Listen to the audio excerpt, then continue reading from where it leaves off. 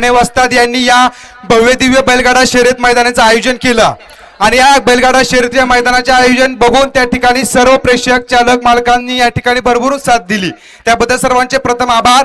आणि या मैदानासाठी माढा लोकसभा मतदारसंघाचे माजी खासदार आदरणीय श्री रणजित सिंहजी निंबाळकर यांचं थोड्याच वेळात त्या ठिकाणी आगमन होत आहे।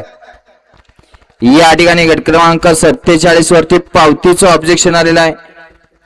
जे निकाल दिलेले विजेते बैलगाडी मालक आपली पावती आणून दाखवायचे, अन्यथा आपला निकाल या ठिकाणी कॅन्सल होणार आहे। 47 चे गट विजेते बैलगाडी मालक आपल्यावरती पावतीचं ऑब्जेक्शन आहे। हॅलो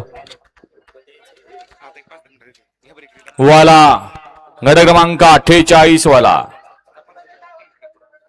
घ्या गाड्या सुटल्या घ्या म्हणून तो झेंडा पंच सज्जत होते। फक्त बैलगाडी मालकांचा विचार करतात, समांतर रेषेला पाय पाहतात आणि लगेच गाड्या सोडतात। गाड्या सुटल्या, गट क्रमांक 48 पोहतोय आणि 48 मध्ये सुंदर अशी लढत चालू आहे। कोण होतोय सेमी साठी पात्र? अतिशय सुंदर डोळ्याचं पारणं फेडणारी लढत।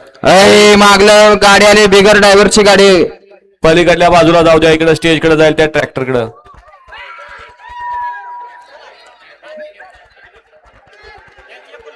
नाना भाऊ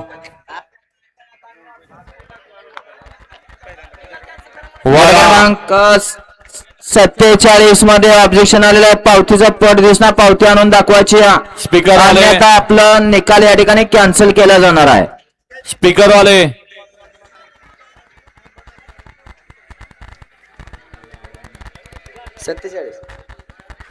वाला गट क्रमांक या मैदानाचा 49 सेकंड लास्ट गट वाला एक वती आई मांडर